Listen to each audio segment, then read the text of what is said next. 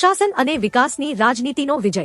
ગુજરાતમાં સ્થાનિક સ્વરાજ્ય ચૂંટણીમાં ભાજપને મળેલા ઐતિહાસિક વિજયને વડાપ્રધાન નરેન્દ્ર મોદીએ વધાવ્યો છે। તેમણે સોશિયલ મીડિયા પર ગુજરાતી અને અંગ્રેજીમાં સંદેશ પાઠવીને જનતા અને કાર્યકરોને અભિનંદન આપ્યા હતા। પીએમ મોદીએ જણાવ્યું કે ગુજરાત અને ભાજપ વચ્ચેનો અતૂટ સંબંધ હવે વધુ મજબૂત બન્યો છે। તેમણે કહ્યું કે જનતાએ વિકાસ અને સુશાસનની રાજનીતિને મહોર મારી છે।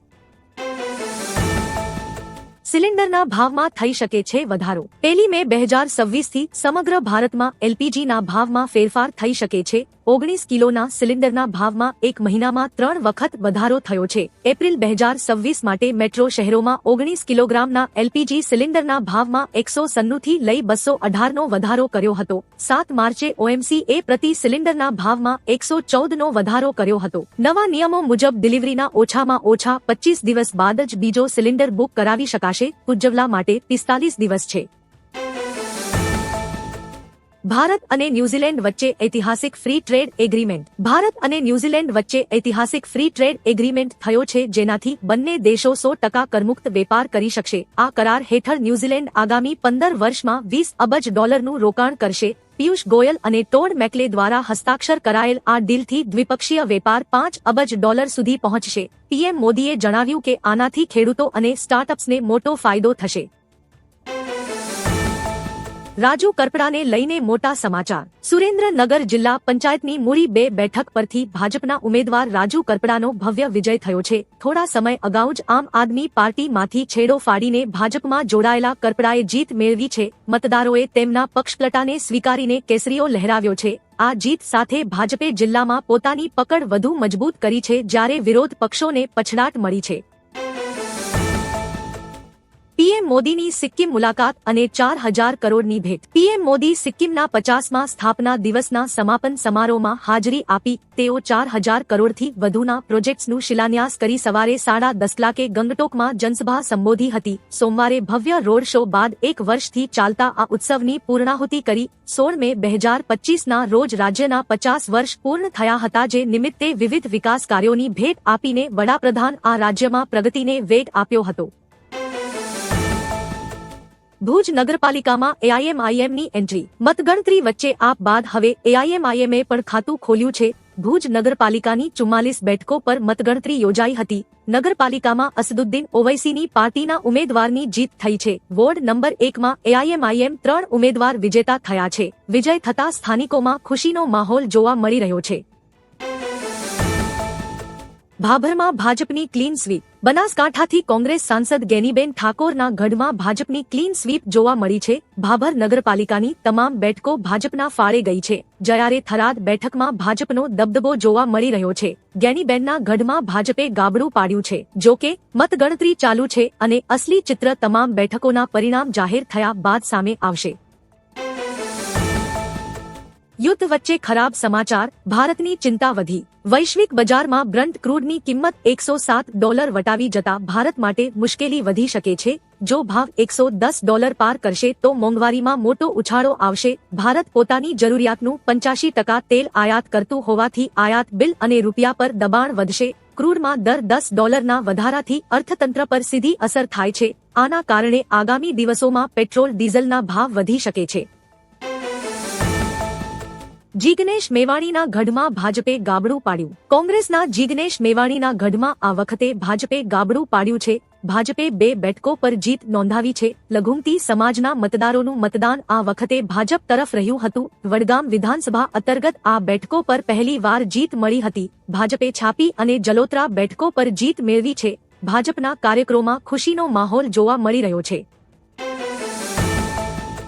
ભાજપનું વિજય વાવાઝોડું। સુરત મહાનગરપાલિકાની ચૂંટણીમાં ભાજપે ભવ્ય વિજય હાંસલ કર્યો છે। કુલ 120 બેઠકોમાંથી ભાજપે 115 બેઠકો જીતીને ઐતિહાસિક સફળતા મેળવી છે। કેન્દ્રીય જળ શક્તિ મંત્રી CR પાટીલે જીત બાદ કહ્યું કે આજે સુરત અને ગુજરાતની જનતાએ ભાજપને આશીર્વાદ આપ્યા છે। કેટલીક પાર્ટીઓ એવું માનતી હતી કે જનતા તેમના ખિસ્સામાં છે, પરંતુ પરિણામોએ તેમનો અહંકાર તોડી નાખ્યો છે।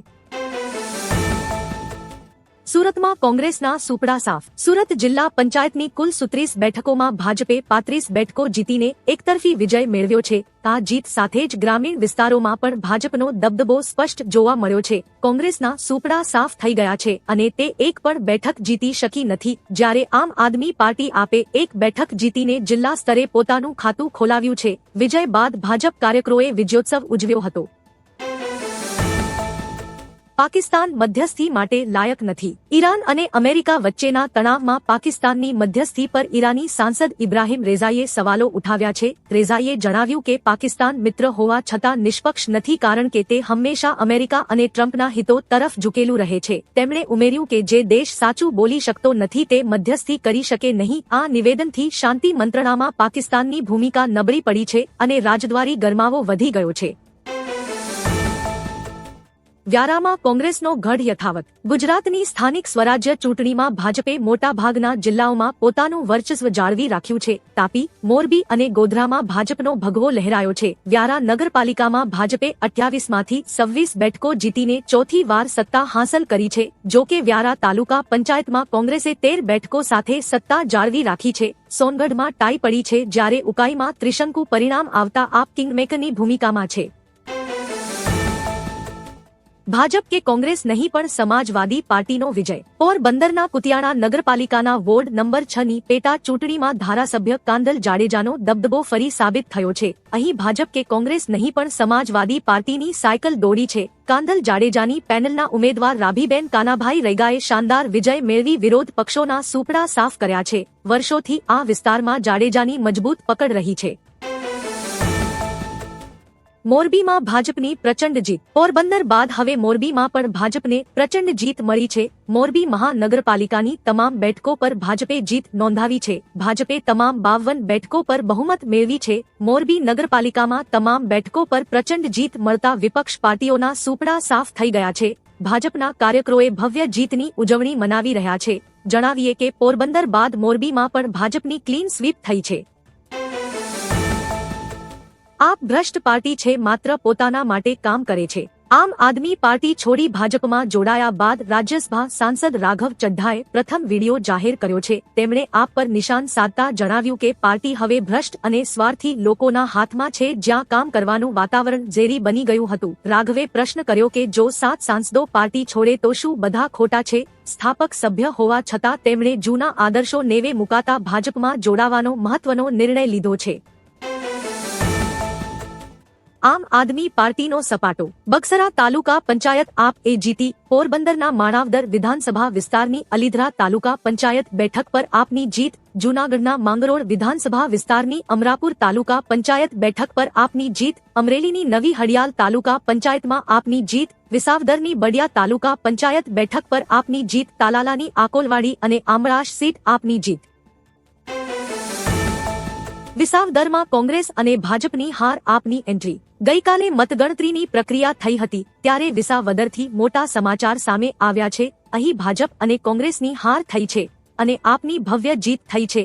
વિસાવદર તાલુકા પંચાયતની બડિયા બેઠક પર આમ આદમી પાર્ટીના ઉમેદવારે શાનદાર પ્રદર્શન કરી વિજય મેળવ્યો છે. આપના ઉમેદવાર રાજુભાઈ પાટિયાએ વિરોધીઓને પછાડીને ભવ્ય વિજય હાંસલ કર્યો છે. ભાજપના ગઢમાં મોટું ગાબડું. અમદાવાદના કોટ વિસ્તારમાં આવેલા ખાડિયા વોર્ડમાં ભાજપને મોટું ગાબડું પડ્યું છે. અમદાવાદના ખાડિયા વોર્ડમાં કોંગ્રેસની આખી પેનલે જીત મેળવી છે. ખાડિયા વોર્ડમાં વર્ષોથી ભાજપનો દબદબો રહ્યો છે. ખાડિયા એ ભાજપનો ગઢ ગણાય છે. વર્ષો બાદ ખાડિયામાં કોંગ્રેસનો કબજો થયો છે. ખાડિયામાં ધ્રુવ કલાપી, બિરજુ ઠક્કર, મીનાબેન નાયક, ઇલિયાસ પઠાણની જીત થઈ છે. ખાડિયા વોર્ડમાં ભાજપના તમામ ઉમેદવારોની હાર થવા પામી છે.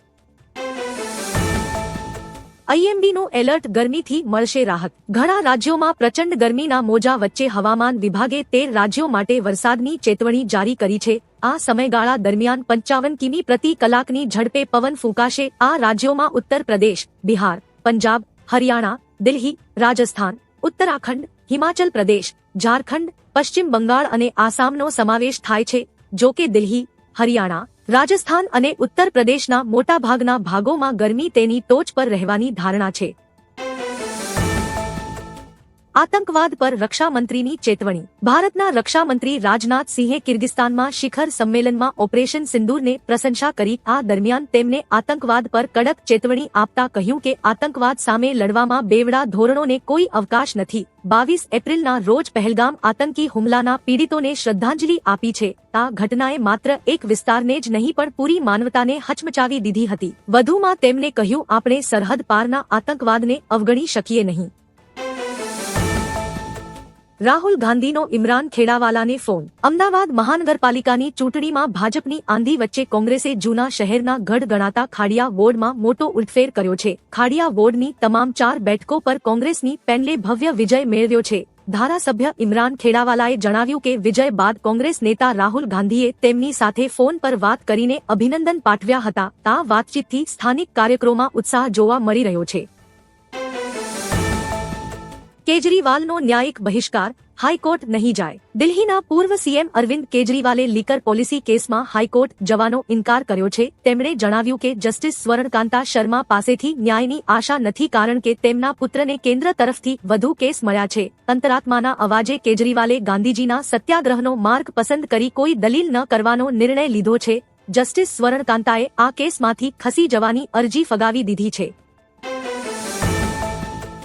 તે સિંઘમ છે તો હું પુષ્પા છું। આવતીકાલે બંગાળમાં ચૂંટણી માટે મતદાન યોજવા જઈ રહ્યું છે। તાજેતરમાં આઈપીએસ અધિકારી અજયપાલ શર્માનો એક વિડિયો સોશિયલ મીડિયા પર વાયરલ થયો છે જેમાં તેઓ ટીએમસી ઉમેદવાર જહાંગીર ખાનને ચેતવણી આપતા દેખાઈ રહ્યા છે। જો કે હવે જહાંગીરે આઈપીએસ અધિકારીને ધમકી આપતા કહ્યું કે તેઓ સિંઘમ છે તો હું પુષ્પા છું, ઝૂકીશ નહીં। જણાવીએ કે અજયપાલ યુપીના ફેમસ આઈપીએસ અધિકારી બંગાળમાં પોલીસ દેખરેખ હેઠળ તૈનાત કરવામાં આવ્યા છે।